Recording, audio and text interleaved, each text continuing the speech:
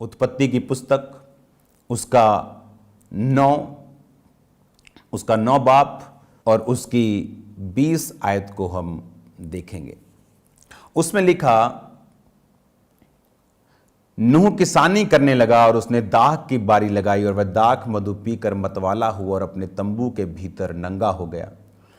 तब कनान के पिता हाम ने अपने पिता को नंगा देखा और बाहर आकर अपने दोनों भाइयों को बतला दिया। तब शेम यपेत दोनों ने कपड़ा लेकर अपने कंधों पर रखकर पीछे की ओर उल्टा चल के अपने पिता को ढक दिया और उसे नंगा नहीं देखा, क्योंकि अपने मुंह को उन्होंने उसकी ओर नहीं घुमाया।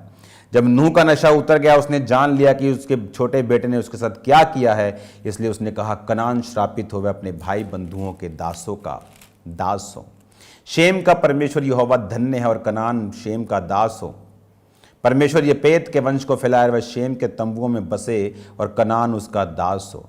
जल प्रलय के पश्चात नूह 350 वर्ष जीवित रहा। इस प्रकार नूह की कुल आयु 950 वर्ष की हुई, तत्पश्चात वो मर गया। हालेलुया। अब यहां पर जब नूह के टाइम में जब जल प्रलय हुआ, लोग मर गए। नूह किश्ती में था, उसके 3 बेटे, उसकी बहुएं, उसकी पत्नी। और उसके बाद बाइबल कहती है वो जब बाहर आए 1 साल उनको लग गया। 40 दिन तो रात बारिश पड़ती रही, पानी पहाड़ों से भी ऊपर चला गया। फिर धीरे धीरे 6वें महीने में के बाद फिर वो नीचे आने लगा, फिर वो सूखने लगा, फिर वो थोड़ा सूखा, फिर वो पूरा सूखा। तकरीबन 1 साल के बाद, उन 11-12 महीनों के बाद वो जब बाहर आया, तो बाहर आने के बाद जब धरती सूख गई, परमेश्वर ने नूह को कहा, अब दोबारा से ऐसी जल प्रलय धरती पर कभी फिर नहीं आएगी। और नूह अपने जीवन को व्यतीत करने लगा। उसके 3 बेटे थे। नूह किसानी करने लगा, उसने दाख की बारी लगाई, दाख मधु पीकर, शराब पीकर मतवाला हुआ। इस दुनिया में सब कुछ ठीक हो चुका था, परमेश्वर ने वो सब लोगों को खत्म कर दिया। लेकिन जो लोग बोलते हैं कि शराब पीना पाप नहीं है, ये उनके लिए लेसन है।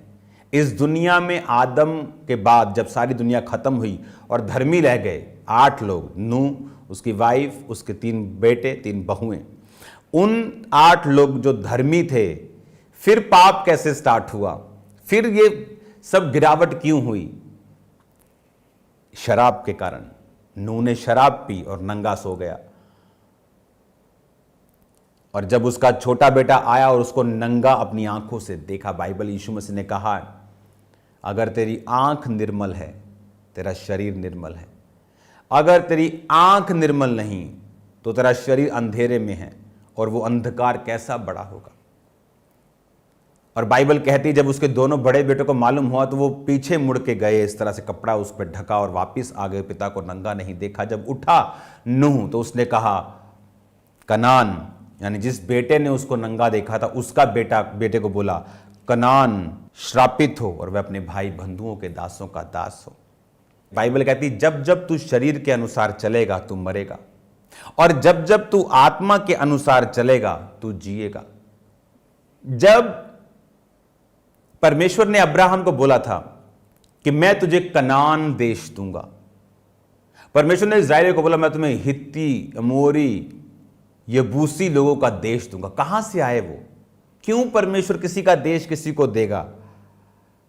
क्यों परमेश्वर हम सब परमेश्वर के बच्चे हैं, सब एक ही बाप की संतान है, तो क्यों एक संतान की आशीष छीन के खुदा कहेगा मैं दूसरे को दूंगा?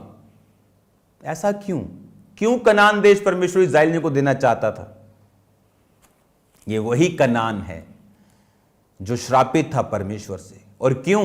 क्योंकि उसके बाप ने कुछ ऐसा किया जो करना उचित नहीं था, जिसकी आंखें कंट्रोल में नहीं। बहुत लोग बोलते हैं व्यभिचार के अटैक होते हैं।